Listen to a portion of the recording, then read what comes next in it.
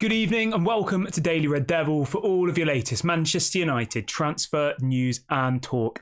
And as always, we are back with all of the latest news to bring you. We've got a massive show. I do apologise for the couple of technical difficulties that we've just encountered. For some reason, my streaming software was just not working. It's the first time it's ever happened, so it was a little bit of a strange one. I closed it, I reopened it, and then eventually it worked. So I do apologise for being a little bit late, but I am here. Technology will not win us. We've beaten technology. But before we jump into tonight's show, please do smash a like on the video. Please do subscribe to the channel if you are new.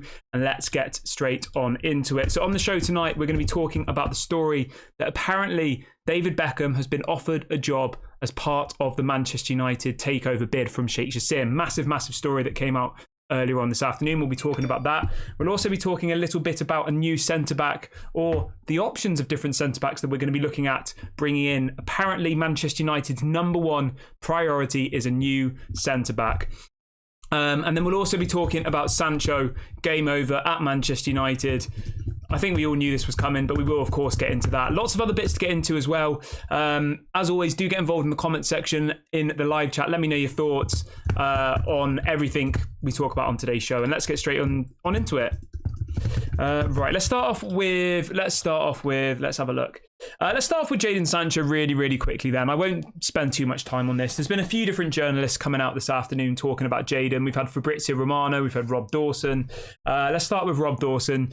So Rob Dawson has said the following. He says there is now a growing feeling at Manchester United that Jadon Sancho's career at the club may already be over. I think we all kind of predicted that would be coming.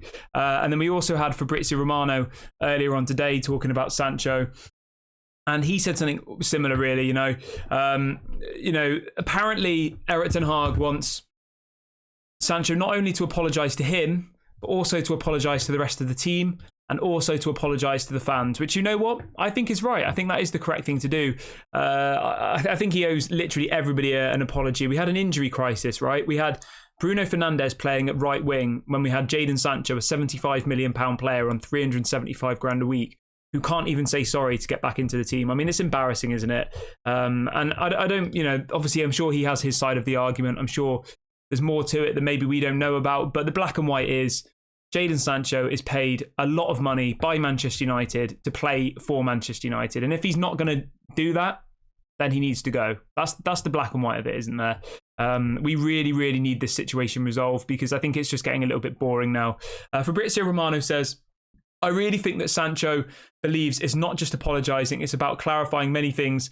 It's not going to get there and saying I'm sorry and going back to training. This is about the general feeling. So the relationship is completely ruined now between Manchester United, Erik ten Hag and Jadon Sancho. We all know that. We all know that if he says sorry that he's not going to mean it. I don't think so. I don't think he'll mean it personally. You can't just be late to training constantly, not perform properly in training.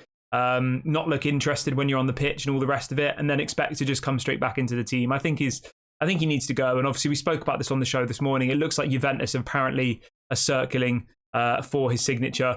Fabrizio also says it's now on Jadon Sancho to apologise. Let's see what happens, but a January move is now looking more and more likely. So that was coming out from Fabrizio Romano. He didn't have anything to say about Juventus yet, so we'll have to wait and see what happens with that one. But I definitely do think that Jadon will go in the next transfer window, and I think that's the correct decision. But let me know what your thoughts are. Would you give Jadon Sancho another chance at Manchester United? Do you think he deserves a redemption? I've kind of gone past the point now. I think no, for me personally. I think he just needs to leave. I think he's done at Manchester United, and I definitely think that he needs to go, whether that's to Juventus, whether that's to the Borussia Dortmund. I don't really care anymore. As long as they cover at least 50% of his wages. No one's going to cover 100% of his wages. He's on £350,000 a week. We'll be lucky to get half of those wages covered.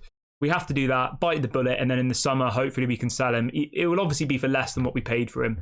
We paid, 75 million for him? We won't get anywhere close to that. I think we'll get maybe 40 tops. So yeah, we'll wait and see what happens with that one. Let's move over to the centre-back story as well. This is coming out from Fabrizio Romano, and he said that apparently Jean-Claire Todibo, Antonio Silva, and Gonzalo Inacio are three of the centre-back options that Manchester United are interested in. Obviously, we spoke about all three of those players on this channel before. All three of those players I really like. My preferred option is Antonio Silva. Obviously plays his football for Benfica, 19 years of age. Played, I think, around 50 matches for Benfica last year at the age of 19, already in the Portuguese national squad. He is going to be the next big thing. He's the next Gvardiol. He's the next Ruben Dias. He's of that caliber, in my opinion. He's going to be the next big world-class centre-back, only 19 years of age. And Manchester United should go all out for him, I think. The only issue with this player is he's got a massive release clause. It's around 100 million euros for his release clause. About 77 million pounds if converted over to English money. I mean, that's the kind of money you have to pay for a world-class centre-back at this point, isn't it? Especially if, especially if they're young and they're someone that you could have for the next 10 to 15 years. I think that's just what you have to do these days. I mean, if you look at Gvardiol, he went to Man City for 90 million euros. It's the same kind of money. It's, it's the big money.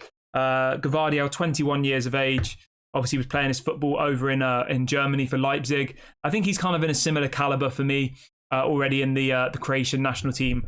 But yeah, I would definitely be looking at Antonio Silva. But let me know what your thoughts are in the comment section. Yeah, let me know what your thoughts are on that one. And let's move over to the next story that we have for you all this afternoon. I'll come to the David Beckham thing in a minute, because that has been the big talking point of today. And I know that a lot of people are very, very excited about this David Beckham thing, as am I, because I love David Beckham. He was one of my favourite players at Manchester United. Let me know who your favourite player of all time is at Manchester United. Fabrizio also says Manchester United had discussions with Jean-Claire Todibo's representatives in the summer and know he is keen on a move. I think that was our biggest mistake of last summer, not signing Jean-Claire Todibo, especially now when we've got all of these injuries. Varane is injury prone. Lisandro Martinez seems to keep getting injured. Obviously, Luke Shaw's injured. We desperately need another centre-back. Yes, Harry Maguire and Johnny Evans did a good job against Brentford, I think. I think they did a really good job. I've got no issue with their performance against Brentford. Harry Maguire got the assist for the goal. I think they did a great job, in fact. I'll even go as far as saying that. I'm not the type of person who has agendas against people. Yes, I wanted Harry Maguire to go in the summer, but he did a good job against Brentford. I'm not saying give him a new contract by any means, but in the grand scheme of things, they did well. Lindelof, I'm not entirely convinced about. I just think that we desperately need a new centre-back. And if that could be in the January transfer window, hopefully with new owners coming in, then yes, any of those options that we've discussed, Jean-Claire Todibo, Gonçalo Inacio and Antonio Silva could be great options for Manchester United. Let's have a quick look at the chat and see what everyone is saying this afternoon or this evening. Stefan says, redemption for Sancho, what for? The lad's been in free fall. Yeah, I agree. I just mean, do you believe in second chances? Do you think that Jadon Sancho deserves a second chance? Or do you think maybe his second chance was Erik ten Hag bringing him back after, last season, him going off to the Netherlands for 2 or 3 months to kind of focus on himself? That was his second chance, really, wasn't it? And he ultimately just threw it back in Erik ten Hag's face. So, yeah. Stefan says, how can we afford to buy anyone with the Glazers in charge, even with Ratcliffe?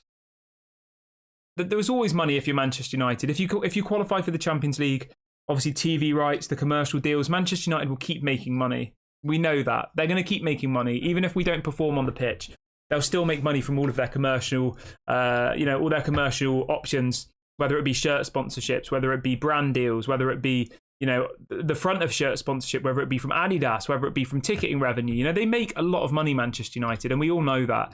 And we know that if we're not in the Champions League, they'll spend more money. That's always what they seem to do. They seem to spend, when we're not in the Champions League, they'll spend the big bucks because they want to get back into the Champions League. The goal for Manchester United and the Glazers is always top 4. That's all they aspire to do. They're in the top 4, they're happy. If they're out of the top 4, they're still not concerned, but they'll spend a little bit more to try and get them back in the next summer. That's just the cycle that we're stuck in over and over and over again. We get top 4, we think that we're going to start going, challenging for a title. The next season we'll finish 8th. They'll sack the manager, they'll spend loads of money, we'll get top 4. Then we finish 8th again. It's just the same over and over again. I guess the only person who really broke that was Ole Gunnar Solskjaer. Obviously, he got top 4, was it 2 years in a row or 3 years in a row? But generally, it's just the same old cycle over and over again. Okay, let's move on to this story about the takeover then, about David Beckham. This is coming out from 2 or 3 different journalists in the UK this afternoon, and they're saying that David Beckham has been officially offered a role by Qatar if they are successful in their takeover of Manchester United. Obviously, David Beckham was interviewed at the Qatar Grand Prix a couple of days ago and said that the takeover needed to happen and that he knew who the right people were. We all know he was hinting at Qatar. He's at the Qatar Grand Prix. We know that he was part of the the bid to get the World Cup over in Qatar. We know that he has ties with the Middle East and Qatar specifically. The story then goes on to say that Qatar, if successful in buying Manchester United, Beckham has been in direct contact with the Qataris and has been asked to become more vocal in his support of the bid. So we did talk about this a long time ago, where we said that it looked like Sheikh Jassim, the Qataris, would be getting quite a few of the ex-players, quite a few of the legends of the club, you know, the David Beckhams. I mean, even Ole Gunnar Solskjaer's name was mentioned a couple of months ago to be involved in some sort of ambassador type role. And you know what? As long as they're not making any football decisions, I'm 100% here for it. I am. I have zero issues with David Beckham being the face of the Qatari bid. I think it makes sense. I think it links us back to the club again. It shows us a bit more of a direct connection to the club, because at the moment we don't really have that. It's kind of the Glazers and then us, and there's a big gap between us. There's nothing bridging the gap between us because we just don't like them. Whereas I think, you know, if you have somebody like David Beckham's face on it, it does make you a little bit more positive. Obviously, I think it has to be with the right owners. I think if it was with Sir Jim Ratcliffe, that would be very questionable, and you would question what David Beckham's intentions are. Whereas we know, right, that David Beckham is a boyhood Manchester United fan. If anybody didn't know that, he supported Manchester United all of his life. His parents, well, obviously he has his parents are Manchester United fans since they were children as well. He is Manchester United through and through. He's been there since he was 14. You know, he is Manchester United, David Beckham, for me. Obviously, there's loads of other players who are as well. You know, I'm not just saying that he's the only one who's lives and breathes Manchester United, but we know that he loves the club and he would be definitely the right person for me. Simon says Beckham would be an ambassador for Qatar, the face of the bid. Exactly. It would be exactly the same as what it was like for the World Cup over in Qatar. David Beckham would be the face of the bid. He'd be the one at the front of it. He'd be the one who would probably speak in favour of them, saying, you know, that they've got good intentions and all the rest of it. He's kind of like a person who's familiar to Manchester United to try and win over some of the people who are unsure about the bid, whether that be the Premier League. You know, the Premier League might be unsure about the Qatar bid. They might say they don't want it. Obviously, we heard those stories a few months ago that some of the other Premier League clubs were going to complain and all the rest of it. I think this is just an attempt by Qatar to spin a bit of good PR, which I think is sensible, to try and make people want them more, which I think everybody in this fan base in this chat this evening anyway, I think all of you want Qatar, right? And I think it's a very clever decision. I do. And I would welcome it. I would. David Beckham was one of my favourite players at Manchester United. I think what he's done with Inter Miami is absolutely incredible. Now, just to be clear, what David Beckham is being offered is not to come and run Manchester United. You know, he would just be an ambassador. He'd be a face of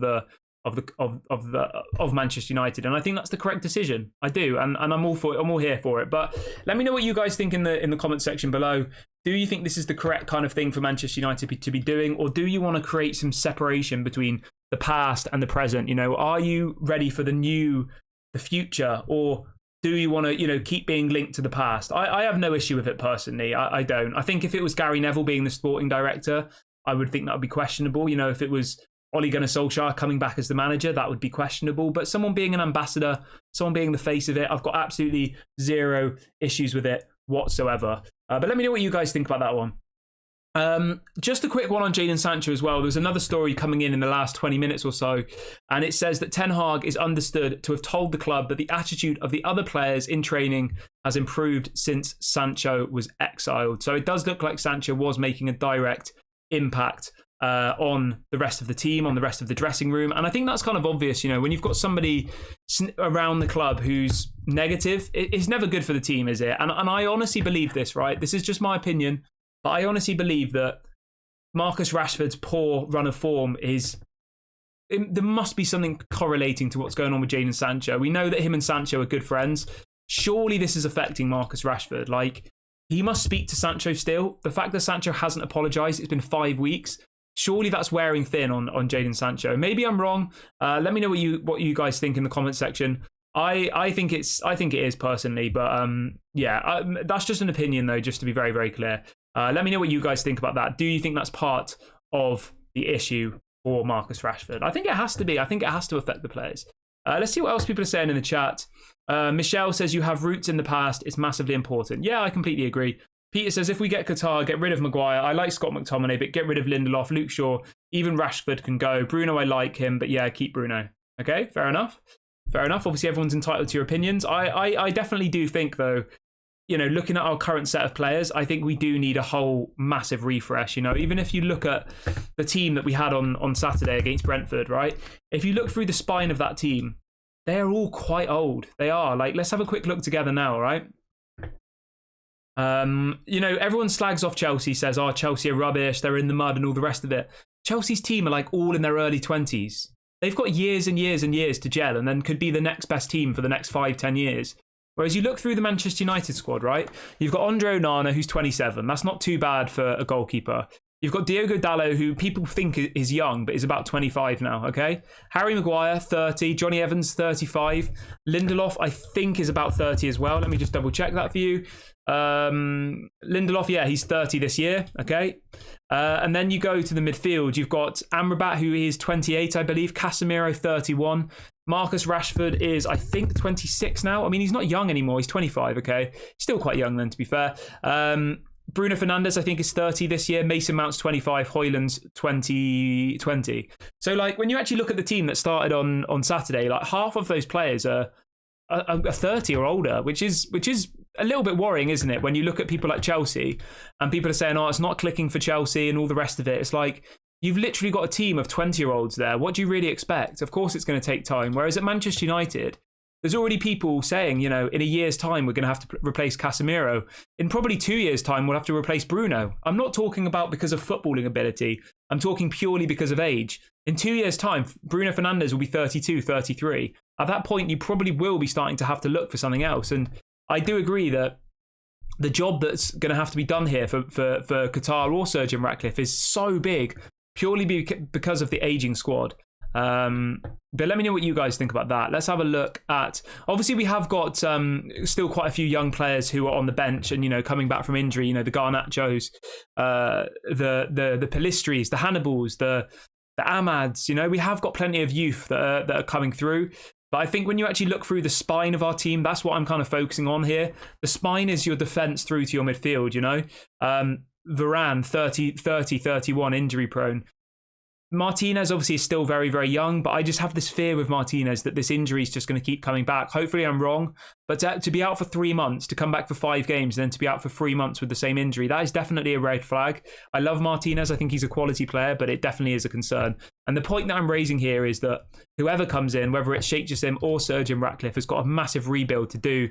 Obviously, we do have lots of young players who I do have massive expectations for, but we can't put all of our hope into, you know, into Hannibal, into Ahmad, into Kobe Mainoo, because they are still young players. They, you know, they could have a really bad injury and it could ruin their career. You just don't know at this point.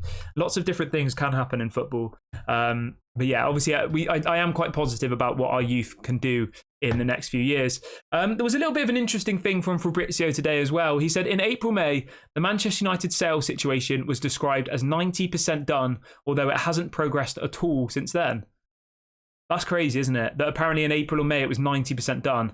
I don't know what's changed with the Glazers. I don't. Is it because we won the Carabao Cup last season? Did they think that, you know, Carabao Cup, first trophy in 5 years, we finished third? Maybe they thought that the good times were coming. Maybe they thought they'd sit on their nest egg and hope that it, you know, raises even more money for them. I don't know. Surely they're having conversations now saying the nest egg is slowly running away from us. I think if we keep going downhill, which I think we will under the current ownership, I can't see the club's value going up. I can only see it going down from what they've been offered at the moment. So we'll have to wait and see what happens with that one. Let's see what else people are saying in the chat. Somebody says Glazers want 6 billion. Sheikh Jassim has offered 5 billion. The difference is 1 billion. Yeah, exactly. And then they say we should all put in £1 and we can give them the 1.1 billion. I mean, I'm not going to be giving Sheikh Jassim money. They've got hundreds of billions of pounds. I think if he wants the club enough, then he can buy the club. You know, I know that sounds a little bit black and white, but as much as a fundraiser sounds great, I think it's probably not going to happen, is it? But it's a nice idea, you know, it's a nice idea. Everybody who's just joined in the last couple of minutes, please do smash a like on the video. Please do subscribe to the channel. Doesn't cost any money. We're on the road to 20k subscribers. We're about 33 away from 19,900. So please do go and subscribe. It doesn't cost any money. It's completely free. So get involved. Fred says this massive rebuild is going to cost big money that only the Qataris can make. Yeah, exactly. That's the thing, isn't it? Sheikh Jassim has the money to do it. We all know that. They have an open checkbook, don't they? We know that this bid is actually coming from his family. It's not going to be directly from him. I know it's being branded as him, but I don't think Sheikh Jassim has the personal wealth to be able to buy Manchester United. Personally, I know that some people don't like that idea because they don't like the idea of a sovereign state owning Manchester United. I don't think it is that, but apparently, yeah. So the Sheikh Jassim's family have a collective net worth of $275 billion dollars. So that's where the money comes from. Yeah. So make of that what you will. We all know where the money's probably coming from. Let's see what else people are saying in the chat. Rajat says it's going to cost about 1.5 to 2 billion to develop Old Trafford.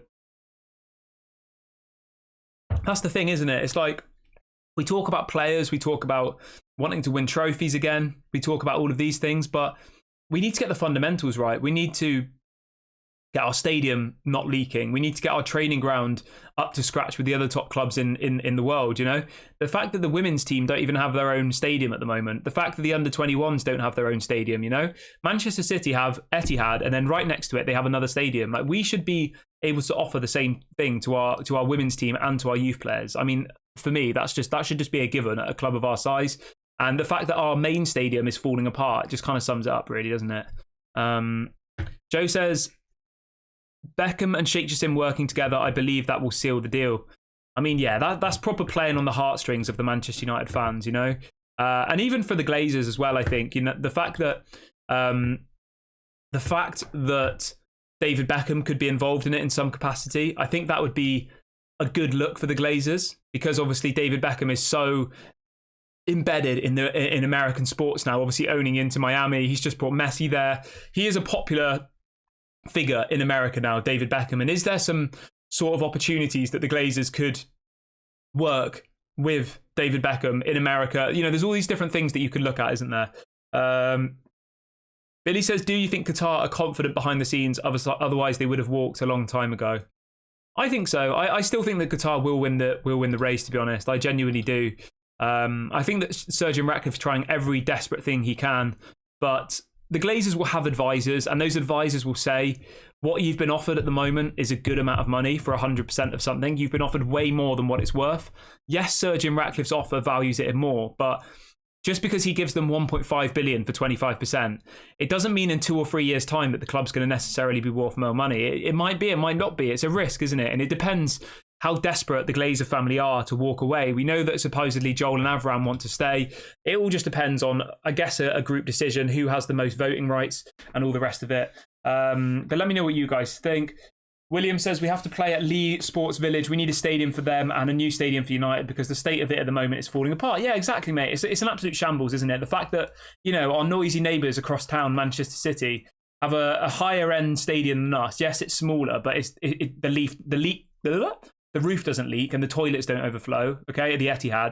And then they've also got another stadium right next to it where their youth team can play, their women's team can play. I mean, it's an embarrassment that we're, you know, not able to offer that to our youth players and to our women's team. It really, really is. But what do you really expect from the Glazers, you know? It's just what it is, right, I'm going to wrap the video up here, guys. I hope everyone has enjoyed the show this evening. Please do make sure to smash a like on the video. Please do subscribe to the channel if you're new. Again, apologies, I was a little bit late this evening. Obviously, my software was being very badly behaved. I will be back live at 8 a.m. UK time, so please do subscribe. Please do smash a like on the video, and I'll speak to you all.